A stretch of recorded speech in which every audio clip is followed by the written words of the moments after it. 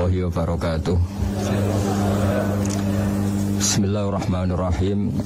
Subhanaka la ilma lana illa ma 'allamtana innaka antal alimul hakim. Allahumma shalli wa sallim ala sayyidina Muhammad wa ala alihi wa sahbihi ajmain. Amma ba'du. Yang sangat saya hormati Dekan Fakultas Kedokteran UGM, juga tri dari Profesor Zaini, Profesor Ova Amelia, yang terhormat Dr. Neni, Dr. Profesor Dr. Margarina Zulia, dan semua yang hadir, termasuk teman kami Dr. Zulfikar, semua teman-teman kru, semua yang dari UGM, semua pendengar yang sangat saya hormati. Saya tidak akan cerita tentang perspektif kesehatan karena ini wilayah yang menangani kesehatan. Mereka lebih spesifik, lebih tahu. Tapi saya akan cerita tentang sejarah kurban. Tanggal 17 Juli yang lalu kami pas sowan Pak Quraish Shihab. Beliau adalah teman Profesor Zaini, abahnya Mbak Ova ketika di Al-Azhar. Ketika Profesor SMA di sana, Pak Quraish, itu Pak Zaini kakak angkatannya. Jadi dekat sekali, dan alhamdulillah kemarin Mbak Najwa juga sambung langsung sama Profesor Ova lewat adik saya, Mama itu. Dan ini itu Bufa, sangat penting ya. Jadi kalau dalam tradisi agama itu silaturahim adalah menyambung sesuatu yang seharusnya tersambung. Saya masih ingat pesanan Pak Zaini, berkali-kali beliau bilang saya, agama yang masuk negara nggak konflik itu diantaranya paling spesial itu Indonesia, karena para wali ini mendampingi kultur daerahnya tapi tidak benturan. Misalnya kalau orang Jawa dulu pakai sesajen di sawah-sawah, katanya dimakan penunggunya. Ya penunggunya sawah itu kalau dulu ya pikirannya itu makhluk gaib. Di era modern ya penunggunya itu ya kambing, ayam itu. Jadi ya memang yang makan itu akhirnya. Tapi dulu itu aneh, diistilahkan dimakan penunggunya. Kalimat penunggu itu apa ya gak jelas, apa dengan tanda petik, apa penunggu betul gak jelas. Wali-wali datang tidak mengkafirkan itu, tapi terus dirubah jadi sedekah ke tetangga-tetangga. Jadi kultur itu gak dilawan, tapi cukup diubah. Jadi makani demit menjadi sedekah ke tetangga. Nah cerita kurban juga seperti itu. Dulu tokoh-tokoh Quraisy, penunggu Ka'bah, itu dulu sudah ndak tauhid, sudah musyrik kalau dalam bahasa agama. Itu di mana-mana termasuk kebutuhan pokok manusia itu kalau kumpul-kumpul tuh makan-makan. Itu mulai dulu. Terus korbannya itu ya pasti perempuan mulai dulu. Jadi hanya bagian masak, boleh makan nanti ngenteni luyan itu, ngenteni bekas-bekasnya. Sehingga yang nyortir Abu Jahal CS itu. Jadi yang kurban harus hewannya bagus, spesial, bahkan nggak boleh dikawinkan. Hewan yang mau dikorbankan itu nggak boleh dikawinkan, nggak boleh pernah dikendarai, nggak boleh pernah dipakai bajak sawah dan sebagainya. Semuanya serba spesial.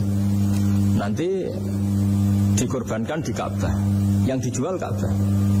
Nah pertanyaannya, Ka'bah ini nggak pemakan daging, yang untung ya ketua-ketuanya ini. Karena Ka'bah tidak doyan daging. Dan itu ya di atas namakan Allah, ini demi taqarrub ilallah, demi. Sehingga mereka bilang wa qalu hadhihi an'amu wa harsun hijrul la yat'amuha illa man nasa'u bisamihin. Ini hewan kurban harus spesial, dan yang berhak makan hanya orang-orang spesial, yaitu para penunggu Ka'bah, para sadanatul bait. Tapi karena mereka sudah tidak benar, tidak jujur, Islam mau merubah tradisi itu. Tapi kalau tradisi itu dirubah, maka Islam akan terkenal pelit, karena dari acara makan-makan menjadi tidak ada makan-makan. Jadi kadang kebenaran itu harus diganti dengan sesuatu yang tidak ekstrim, karena tadi dari acara makan-makan menjadi sama sekali nggak makan-makan. Maka terus diganti oleh Islam dengan kalimat udhiyah, dengan kata kurban. Nah kenapa itu harus terjadi? Karena kurban itu sebetulnya syariatnya Nabi Ibrahim, di mana orang Mekah itu memang turunan Nabi Ibrahim, sehingga sisa-sisa makan-makannya masih. Cuma mulai ada melenceng, ada sesajen, ada khurafat, ada bid'ah. Kemudian itu mulai masalah. Terus Rasulullah Muhammad SAW datang ingin benahi itu. Tapi yang dibenahi adalah menghilangkan kemusyrikannya, bukan makan-makannya. Akhirnya diganti oleh udhiyah. Nah, kenapa ada kurban? Kalau dalam banyak literatur, Nabi Ibrahim alaihissalam itu Nabi yang paling, dengan tanda kutip, mengklaim kalau beliau itu orang paling sayang kepada Allah, paling dekat kepada Allah. Gak ada yang dicintai selain Allah. Beliau memaklumatkan itu baik secara lisan maupun di gemuruh hatinya, di bisikan hatinya, di detak jantungnya, pikirannya seperti itu. Pas itu beliau belum punya putra karena beliau termasuk lambat punya anak. Suatu saat ditakdir punya putra, yaitu Ismail. Pas senang-senangnya jalan, pas senang-senangnya punya anak, sama Allah disuruh nyembelih. Anak kamu harus kamu sembelih. Ibrahim kaget. Kenapa ya Allah? Kamu adalah orang yang sering ngomong bahwa yang paling kamu cintai saya. Tapi setelah ada anak kamu, kayaknya enggak. Protes Nabi Ibrahim, Pak. Yang benar Gusti, iya harus anak kamu. Karena beliau kadung janji, kadung komitmen yang paling dicintai Allah, tidak ada yang lain. Saya akan mencintai engkau ya Allah, meskipun harus mengorbankan anak saya. Singkat cerita terus disyariatkannya kurban itu. Ketika Nabi Ibrahim berkomitmen melaksanakan perintah itu, Ismail juga mau nurut, bersama Allah diganti oleh hewan kurban yang bernama kambing itu. Sehingga versi cerita itu bahwa Allah akan maklumi ketika orang mencintai Allah secara serius, bersamaan dengan itu orang juga mencintai anaknya dengan proporsi masing-masing. Itu di khazanah-khazanah yang saya baca. Versi kedua, tapi ini nanti nggak perlu dipertanyakan. Nanti kalau UGM tanya itu versi yang paling baik, yang paling benar gimana? Yang tanya juga bid'ah, yang jawab juga bid'ah nanti. Karena itu wilayah yang kadung terjadi. Jadi kalau dalam ilmu hadis itu, kalau kadung terjadi, kamu unggulkan yang mana, tetap saja yang terjadi hanya satu, mus kelewat. Beda dengan istihad solusi. Karena mau terjadi ya kita uji coba. Kalau nggak cocok yang A ya cocok alternatif B, alternatif C. Kalau sudah kelewat, mau gimana? Kalau salah ya salah aja kan. Versi kedua begini, semoga versi kedua ini yang benar. Kalau ini benar, keren. Nabi Ibrahim itu memaklumatkan diri. Kalau dalam bahasa Arab itu iddia itu mengklaim bahwa dia adalah orang yang paling sayang terhadap makhluk Allah, semua hamba Allah. Terus beliau diterbangkan ke langit. Ya karena UGM ini lembaga akademik, nanti saya baca teksnya. Kalau bahasa Arabnya itu takbirnya. Diterbangkan ke langit, ke alam malakut. Ya tidak usah ditanyakan cara terbang gimana, nanti ribet nanti itu. Setelah diterbangkan di langit, wa kadzalika nuri Ibrahim malakutas samawati wal ardh, diperkenalkan alam langit, terus dipertontonkan. Itu ada sekian hamba Allah yang nyabu, yang ngefly, yang dugem, pokoknya yang maksiat-maksiat itu. Ibrahim ditanya sama Allah, gimana itu mereka menurut kamu? Damirhum, habisi saja ya Allah. Mereka makan rezekimu, hidup di bumimu, tapi mereka tidak mengindahkan engkau. Matikan saja. Sama Allah diturutin. Jalan-jalan lagi sampai 3 kali peristiwa tempat-tempat maksiat itu dihabisin sama Nabi Ibrahim. Beliau minta sama Allah supaya itu dihabisin. Singkat cerita, terus beliau diturunkan sama Allah. Setelah diturunkan, ya Allah tidak jawab, tidak apa. Allah itu punya sunnah, punya tradisi. Dengan nabinya itu tidak jawab. Suatu saat Nabi Ibrahim disuruh bunuh anaknya, disuruh nyembelih. Protes kan? Wa samratu fuadi, ini kekasih saya, putra saya, kenapa engkau nyuruh membunuh? Terus kata Allah, kamu tidak ingat di malam kamu saya mi'rajkan, melihat hamba-hambaku, dan itu yang bikin aku, dan saya cinta sama mereka yang bikin saya. Kamu enak saja minta dibunuh. Sengkirian gantian saya yang minta, kamu tidak nurutin gitu. Kamu pas minta saya tidak tak pikir, langsung tak turutin. Kenapa saya yang sekarang minta kamu mikir gitu. Tapi huwa samratu fuadi, itu buah hati saya. Dan memangnya makhluk-makhluk itu makhluk siapa? Saya yang bikin. Kamu enak saja nyuruh bunuh. Nah semenjak itu jadi kearifan kita. Makanya Mbak Ova ini kalau guyonan di dunia kiai, kalau ada majikan bentak pembantunya yang salah meletakkan piring atau gelas, pasti cara berpikir mesti pembantunya ada cantik. Karena kalau salah tok kok dia cantik, itu mesti mikir. Nggak bisa orang bentak orang cantik gitu. Jadi sama, misalnya saya janjian sama Gus Fikar ya. Janjian, Gus datang hari Senin gini-gini, ternyata beliau nggak datang. Kalau saya tidak punya utang, tidak atasan saya pasti marah. Sudah janji kok gini-gini. Saya bisa marah itu sebetulnya sebabnya itu dua. Saya kecewa dan dia tidak punya jasa. Tapi yang diomongkan hanya, wah kamu khulful wa'di apa? Nggak tepat. Coba kalau ini atasan saya jadi dosen karena beliau misalnya. Saya punya utang beliau. Mbok nyulayani janji apa kan? Iya betul nopo-nopo. Sama. Ada majikan mencintai pembantunya karena sangat cantik. Mana ada mencahno piring. Omahe dirubah, itu tidak apa-apa gitu. Sama.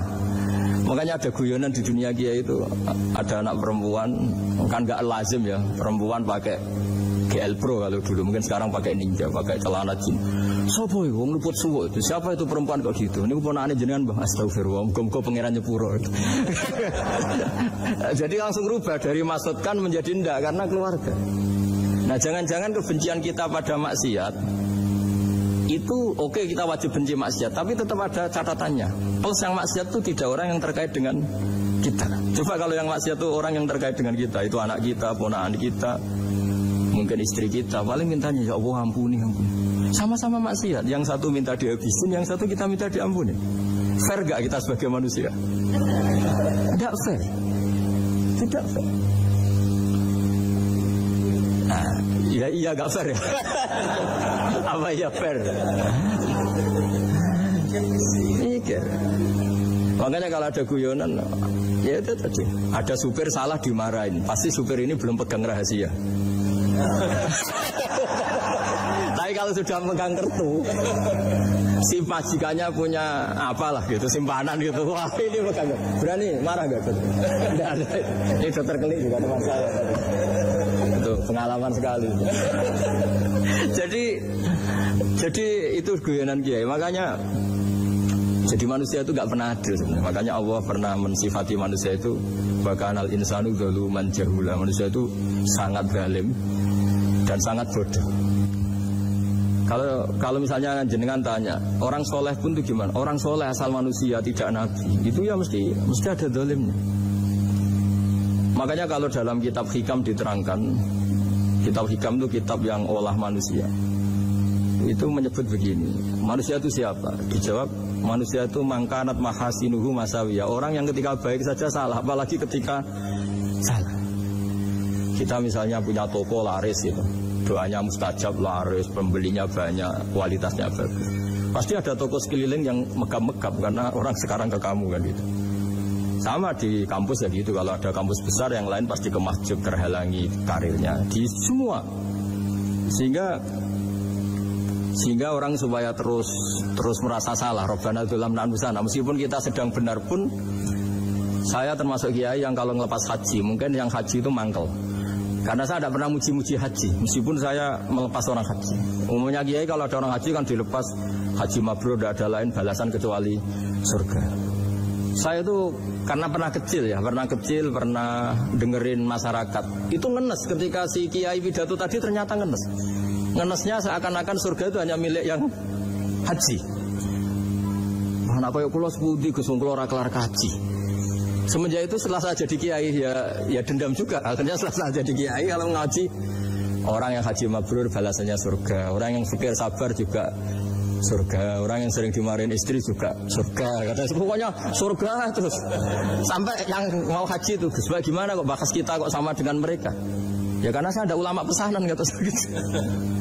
Jadi artinya gini, ketika Anda muji ibadah haji, jangan kira yang ngenes tidak banyak, yang ngeluh juga banyak, karena mereka ada takdir gak mampu haji. Itu hebatnya Islam. Islam juga datang dengan solusi-solusi. Misalnya Jumatan itu hajinya orang miskin, orang yang ingat Allah mulai subuh sampai matahari terbit juga sama dengan umroh. Jadi karena tidak semua orang itu mampu haji. Jadi itu Islam. Jadi nanti tak bacakan, jadi versi kedua itu Nabi Ibrahim diperingatkan Allah bahwa tidak seperti itu cara mengelola hambaku. Nah Islam ini kata Allah anit tabi' millata Ibrahim hanifah. Referensinya Islam, mentornya Islam itu Nabi Ibrahim. Sehingga kita alhamdulillah punya sejarah Wali Songo. Saya punya orang tua Kiai Nur Salim itu sayang sekali sama umat. Mbah Mun juga gitu. Saya sama Profesor Zaini itu sudah mulai tahun 2000 terus tiap hari ketemu juga nggak pernah kecewa. Beliau itu pernah disalahpahami, mungkin Bu Ova belum dengar ini. Pernah disalahpahami karena beliau itu tangan kanannya kan agak kuat. Jadi kalau ngambil papa itu pakai tangan kiri. Itu pernah disalahpahami ya, mungkin orang hasud karena tidak mengkonfirmasi langsung mengklaim beliau itu kiai, profesor, kalau apa-apa pakai tangan kiri. Kira-kira pertanyaan sunnah Rasulnya mana kan? Beliau itu ya hanya corong Jawa itu berambang, agak nangis tapi tidak sampai keluar air mata tapi berambang. Terus beliau bilang gini ke saya, seharusnya gimana Mas Pak? Ya kalau Pak Zaini ingin jadi wali udah usah menjelaskan. Kalau Pak Zaini ingin menjelaskan berarti ingin diakui makhluk. Tapi kalau nggak dijelaskan mereka salah paham terus. Tapi cepat jadi wali karena sudah mulai mengabaikan apa kata mereka. Tapi kalau menjelaskan ya enggak. Ya lama jadi walinya. Tapi bagusnya orang nggak salah paham. Pak Zaini tertawa-tawa. Jadi wali apa enggak?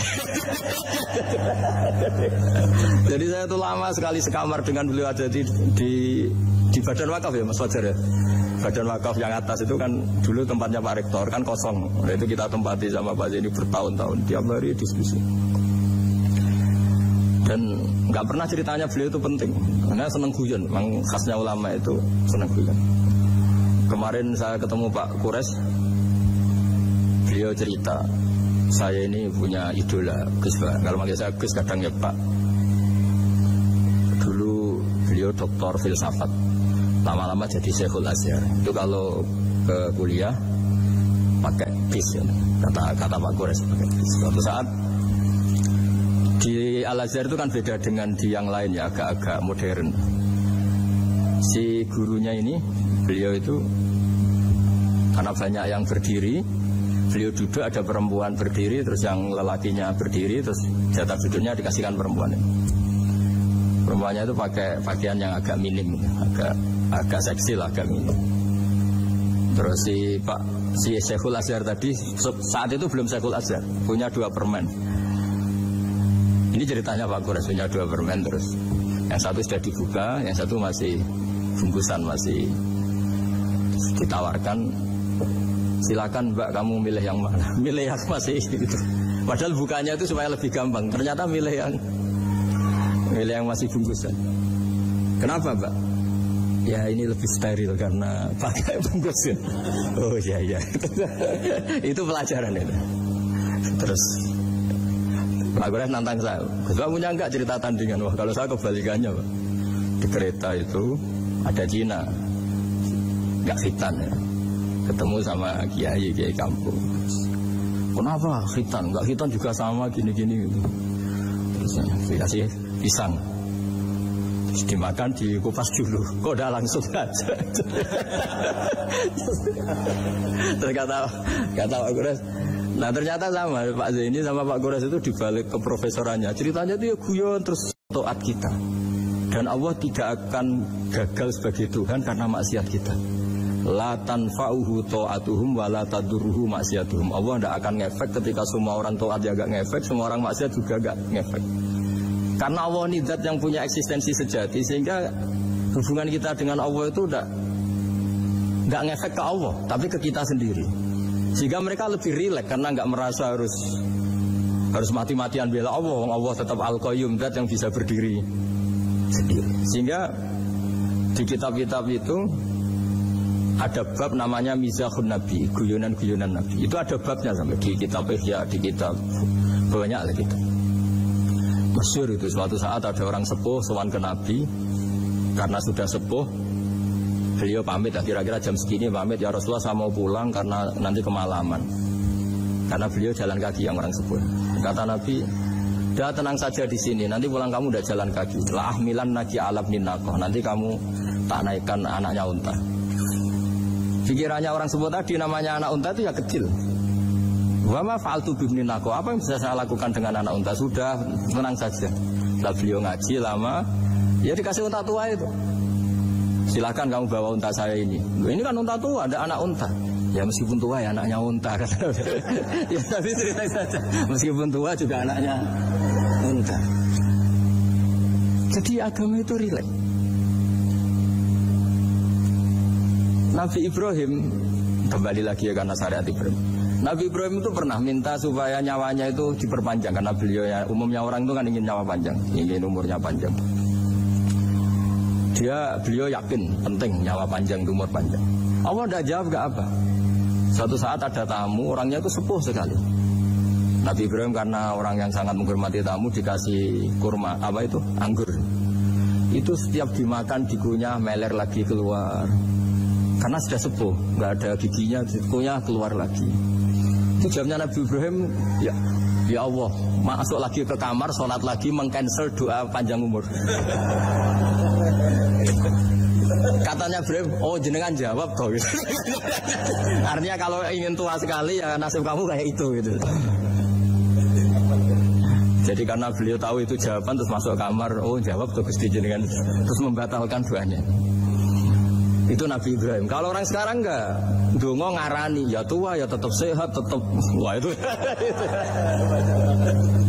Itu lebih ribet itu. Iya, jadi karena doa itu kalau nggak diperjelas itu ya repot. Ini cerita supaya kita berislam itu ceria.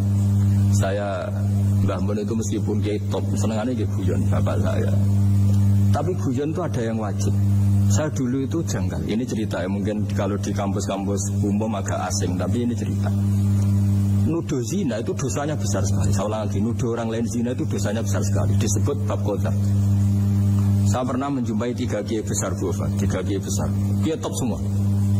Di majelis itu ada gosip bahwa si A itu punya selingkuhan sama Sri misalnya atau siapa lah dengan perempuan. Itu kalau di Arab itu senangannya pakai Salma, Laila Majnun Salma. Kalau di Jawa itu kasihan korbannya itu. Ya, tapi itu contoh saja. Itu si Kiai 3 tadi gak ngefek, malah tanya gini, loh apa perempuannya cantik? Wah, cantik sekali bah. Cantiknya sampai kayak apa? Malah bicara cantiknya perempuan. Saya itu ya pertama iskal. Ini Kiai kok bakas orang apa? Cantik. Orang ayu ya. Setelah majelis itu bubar, yang penggosip tadi, ya yang gosip ini gak kiai, yang pembisiknya ada kiai, yang gosip ini gak kiai. Cuma kiai 3 ini posisi mendengar. Tapi malah tanya cantiknya tadi. Singkat cerita seorang itu pulang bilang gini, Gus. Itu kalau saya bilang iya dengan gosip itu, saya ikut qadzaf, saya ikut menuduh orang lain zina. Itu dosa besar. Selain itu saya kiai, kalau saya bilang iya dianggap membenarkan. Maka untuk mengalihkan gak bicara nuduh, jadi guyon tadi. Jadi guyonnya itu, karena kalau kita tadi bilang iya, artinya mengiyakan. Dan itu artinya qadzaf, punya dosa besar karena nuduh orang lain zina.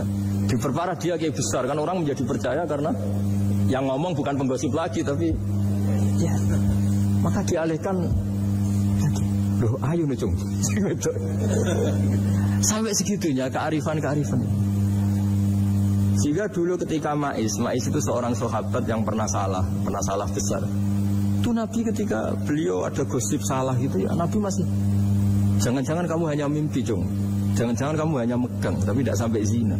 Sampai terakhir Nabi tanya, Afi aklikaseun, jangan-jangan otak kamu sudah agak error. Saking tidak inginnya Nabi mempercayai hal-hal seperti itu. Nah problem kita di zaman sekarang justru kadang nyari-nyari supaya tahu buktinya. Yang dulu para orang soleh menghindari bukti itu supaya nggak suudzon. Sekarang orang mencari-cari bukti. Padahal itu dilarang, wala tajassasu, orang nggak boleh mencari-cari kesalahan orang lain. Nah itu kearifan-kearifan yang saya dapatkan dari Bapak, dari Mbah Mun, dari Pak Zaini, dari Pak Gores. Mereka orang-orang yang luar biasa menghindari ngomong penting. Sekarang itu orang banyak yang sering ngomong penting. Sebenarnya itu malah salah. Karena kalau ngomong penting itu vonis terhadap orang lain. Tapi kalau kamu rileks, tidak. Nabi dulu itu rileks sekali. Ketika beliau ngaji gini, terus ada pemuda lewat bawa cangkul mengabaikan pengajian Rasulullah. Banyak sahabat bilang, celaka orang itu, ada Nabi ngaji kok tidak ikut. Jawabannya Nabi unik. Jangan-jangan dia punya keluarga yang harus kerja, dan kalau harus kerja untuk nafkah keluarganya itu juga ibadah. Itu ya sunnah saya. Jadi Nabi rileks saja, tidak tidak tersinggung, tidak. Nah, kenapa kita butuh rileks? Karena kebenaran sekali dipaksakan itu jadinya benturan. Itu wali-wali Songo itu dulu sudah berpikir seperti itu. Sehingga Pak Zaini yang sering ngendikan sama saya, kita ini bisanya mengikuti Mas Ba, kalau manggil saya Mas, tidak bisa benturan.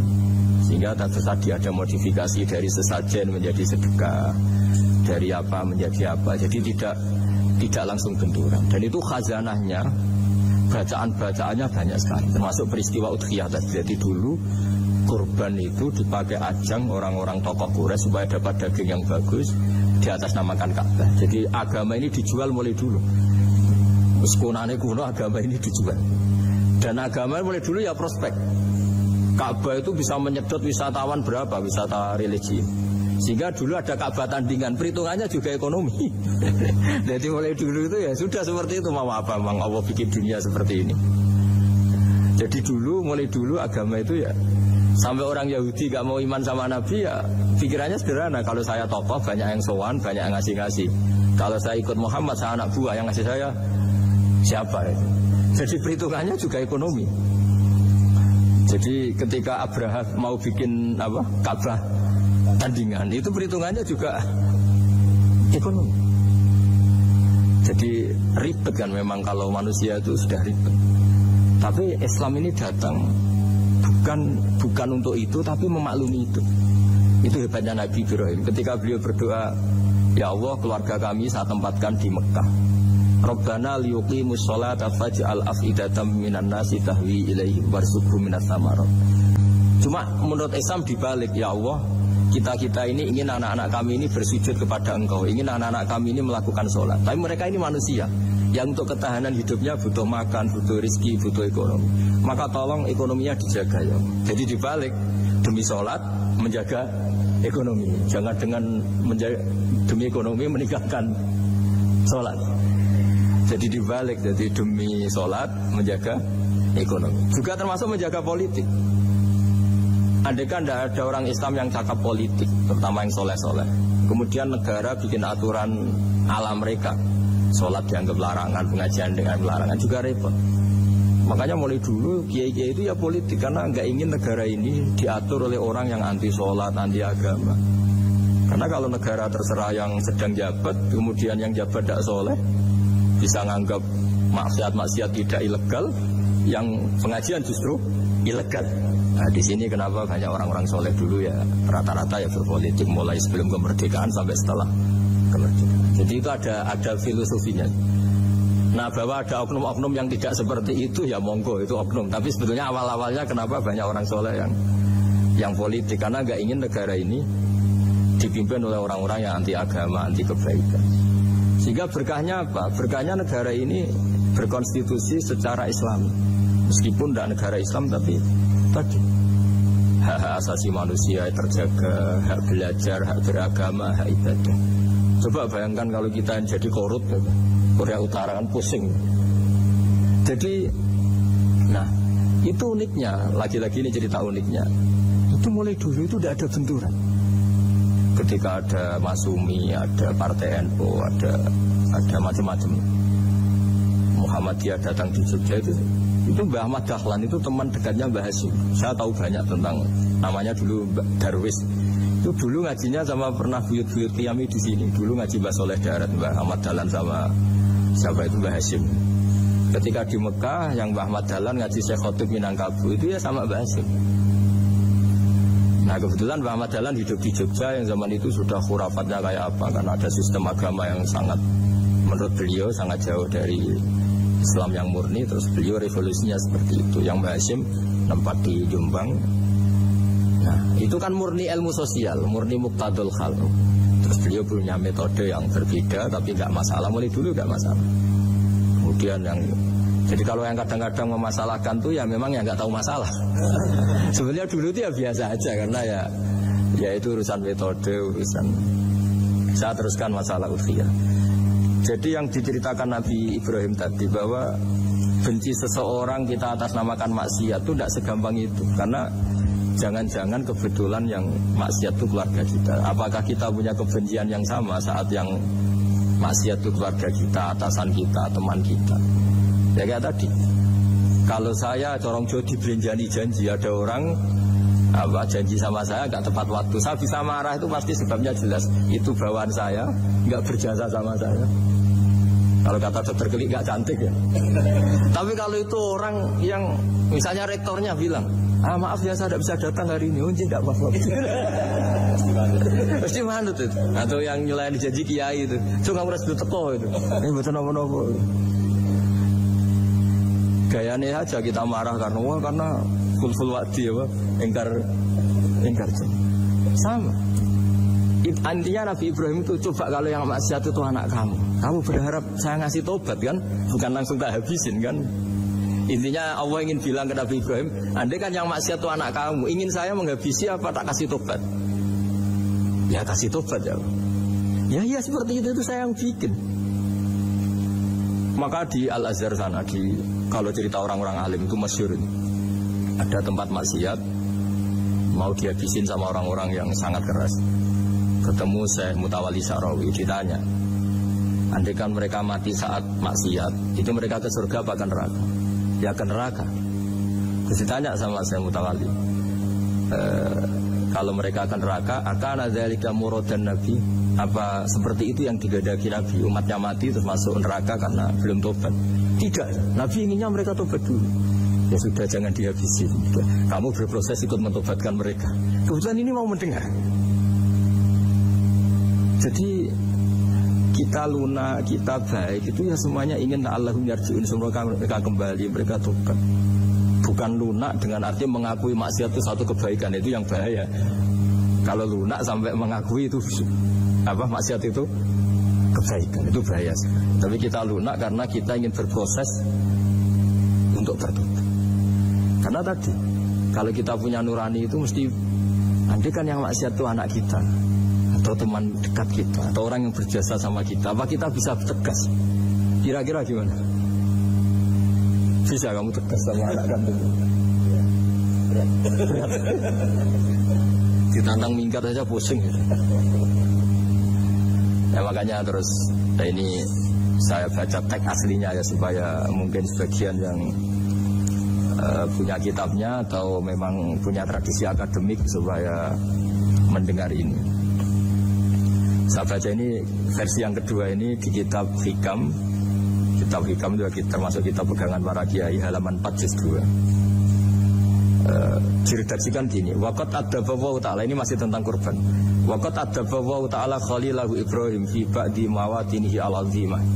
Jadi Allah kalau dalam bahasa Arab memberi teguran itu namanya takdib. Makanya kalau orang nakal itu, kalau orang Jawa bilang kurang ajar. Sebenarnya ajar itu kan tahun ajaran baru. Ajar itu kan barang baik. Ya kan disebut tahun ajaran baru. Pengajaran, ajar itu kan barang baik. Jadi kalau kurang ajar berarti kurang baik. Itu bahasa Arabnya orang yang kurang ajar perlu diajari. Itu kalau orang Arab bilang ditakdib, diwarai toto kromo, diadabkan. Jadi belum punya adab diadabkan. Itu udah, tapi tentu Nabi Ibrahim nggak sampai kurang ajar. Ini kan cerita bahasa ya. Jadi kalau sebenarnya ajar itu udah buru-buru kurang ajar, berarti orang ini kurang pelajaran, kurang. Tapi di Jawa itu agak salah kaprah. Kalau kurang ajar itu ekstrim.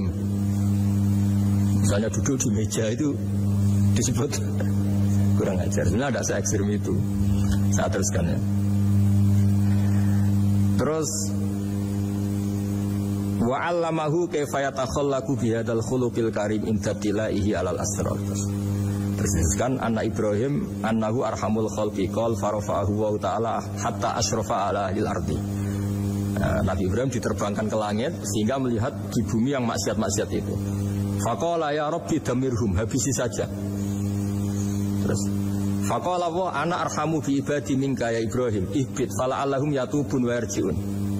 Jadi setelah permintaannya semua dikabulkan, dihabisin sama Allah.